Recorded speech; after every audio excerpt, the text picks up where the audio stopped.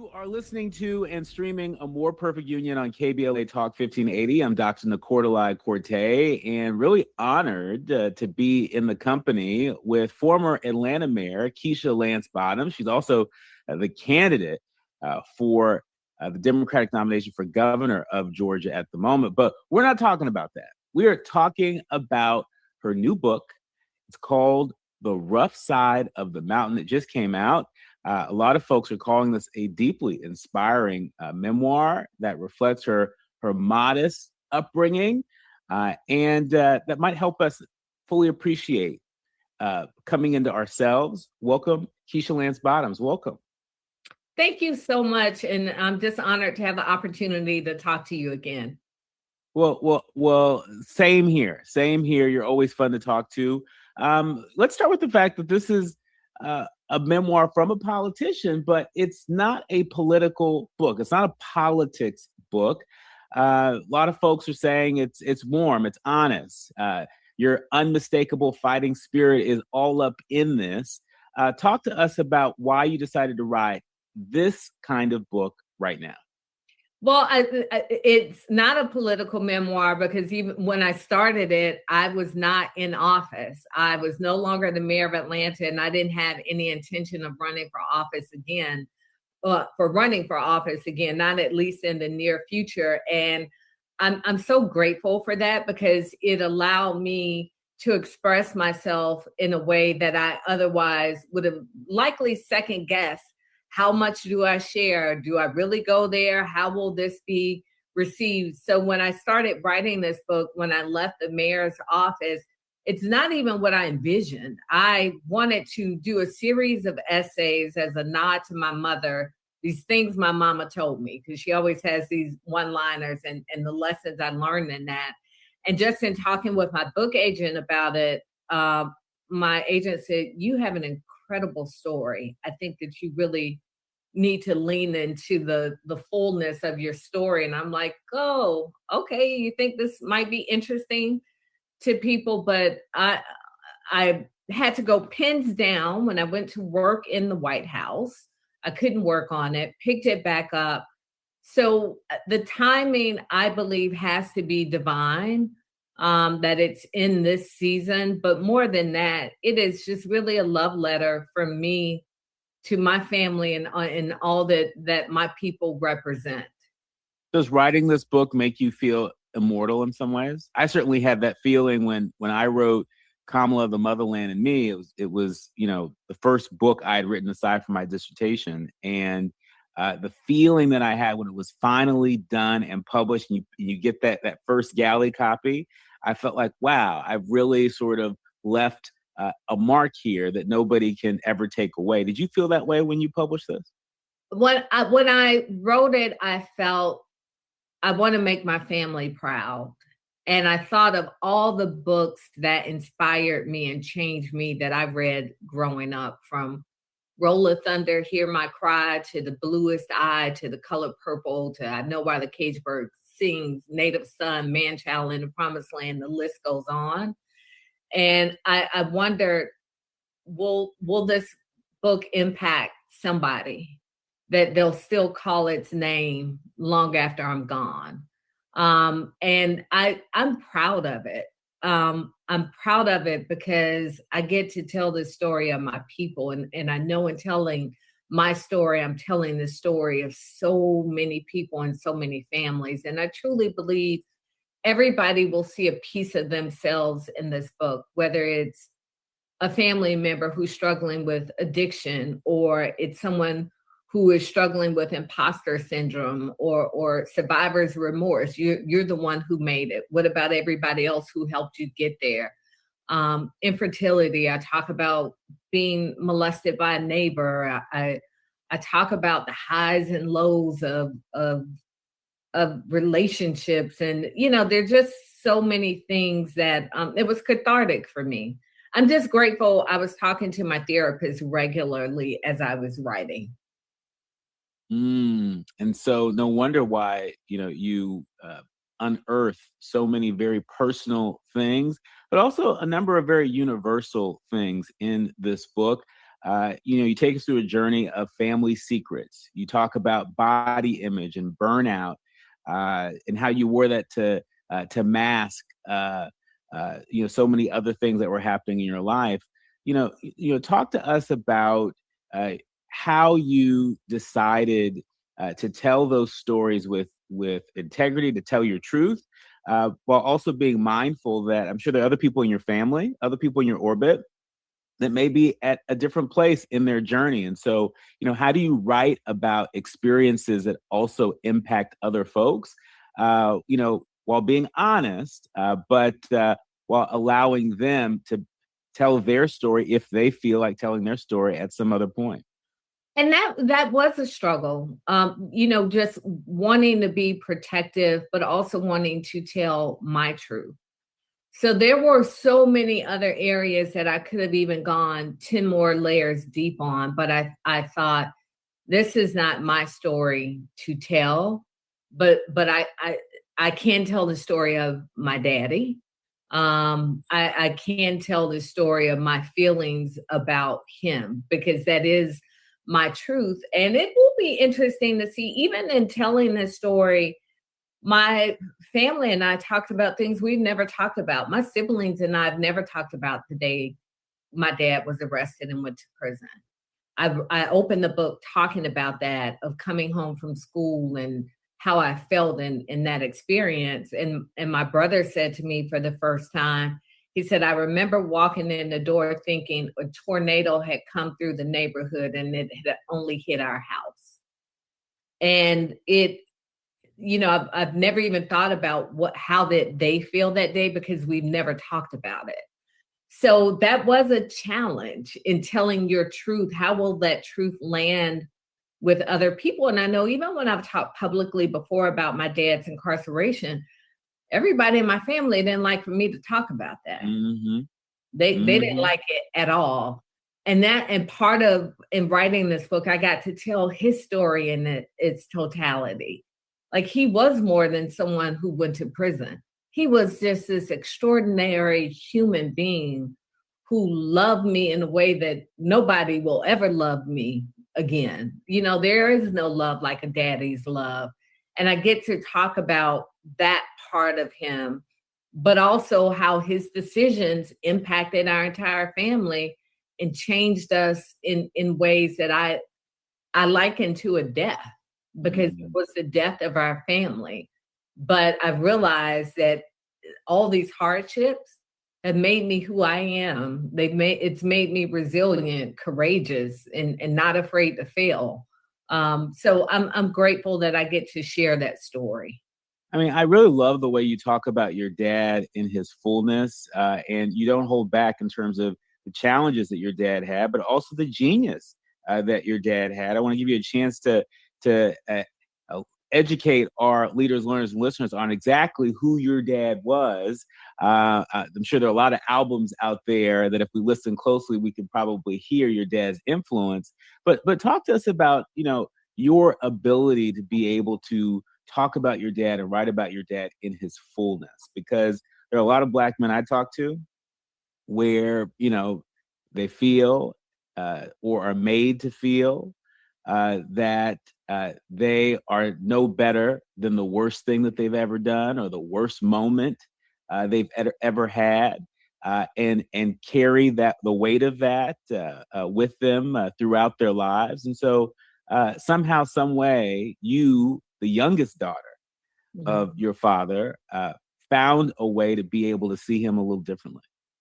Yeah, my dad was a singer named Major Lance. He gave Elton John his start in music. Curtis Mayfield was one of his best friends, wrote his songs, his hits, and you're right, his influence is still felt. In fact, one of his songs was used on Grand Theft Auto, if you can believe that.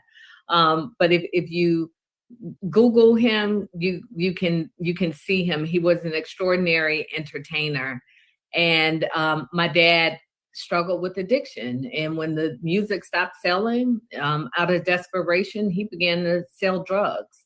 And it upended our lives. I write of going from ballet lessons and traveling internationally and doing all these extraordinary things to now having to visit my dad in prison on weekends and watching my mother struggle. And I write about my mom divorcing my dad while he was in prison and the regret she expressed for doing that and how it changed everything about our lives. And just for me, not understanding it.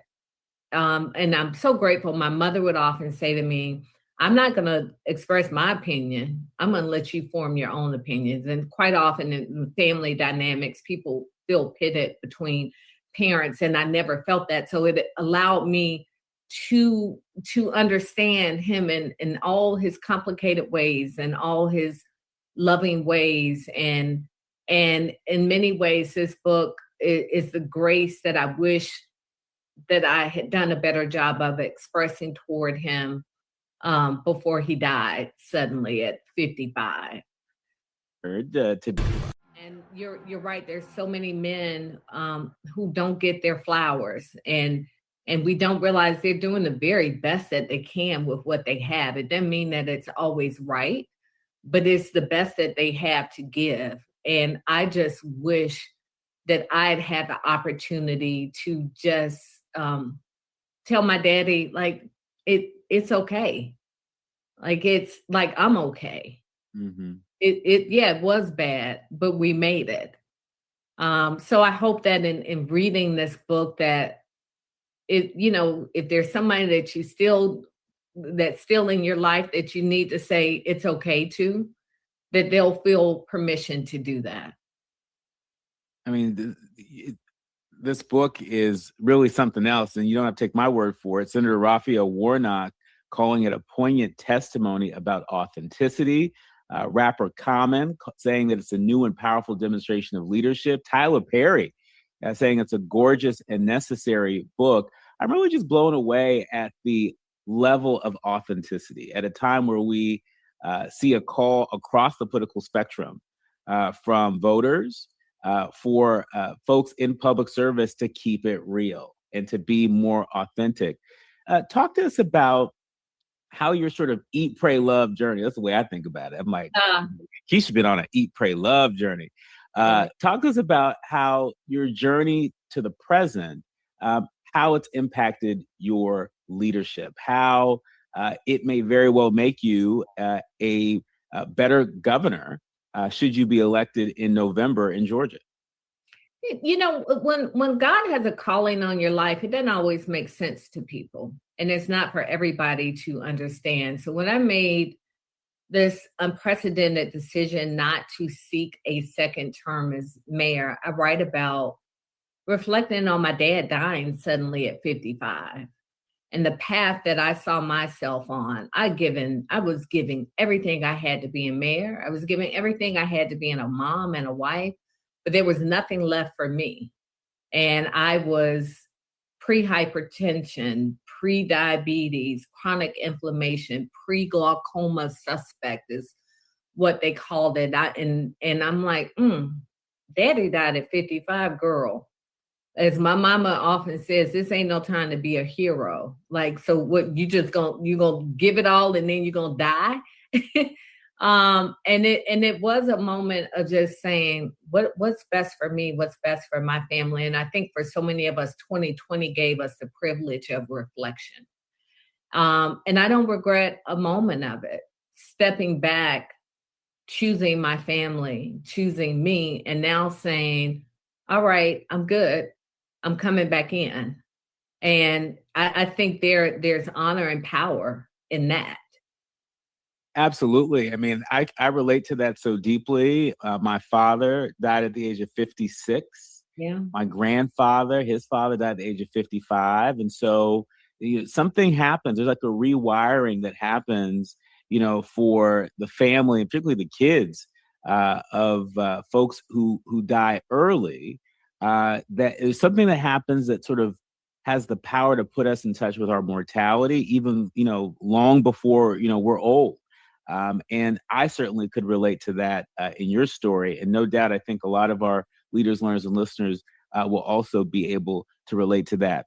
In our remaining moments with you, the Honorable, I've got to ask you about some research I had done on my book. You had come up in my book, Comma, the Motherland and Me, as an example of how Black women in politics sometimes have the tendency to over-credential themselves, to the point where it makes it very hard for voters to see them as people, to see them as human, right? We're so caught up in looking at them as superwoman that we don't see that, that is, that's a mother, that's a daughter, that's somebody's auntie, that's a real person. And, in my research, I remember reading about your race for judge way back when. And even before that, how you made money to put yourself through law school by sweeping hair in your mother's salon. And it wasn't until you got out on the campaign trail and started telling that story that it seems like things began to break in your favor in that race for judge. What's your critique of, Black women, Black men, folks running for public office at a time where public trust is at a record low? People are craving authenticity. What's your advice to people in order to be themselves and be more authentic so we can get about the business of this country? Yeah, especially for my generation, we were made to believe you had to show up in a certain way to be enough. And I write about this in the book. What happened for me, I realized people thought I was aloof. They thought I was guarded. They thought I was disingenuous. And it's like, if you only knew my story. and it's a coping mechanism. So I would just remind people, bring your whole self. Your whole self is worthy with a seat at the table. And for anybody who can't accept you in your fullness and in your wholeness, that's their problem, not yours. And that is essentially what this book is about, reclaiming all those parts of myself that I felt I had to tuck away for people to think that I was enough and I was good enough. And I think people will find themselves in the story. And I just hope it gives people permission to bring all the parts of them with them as they climb the mountain. As we climb the mountain, as we climb the rough side of the mountain. By the way, an Aretha Franklin song. Isn't that right?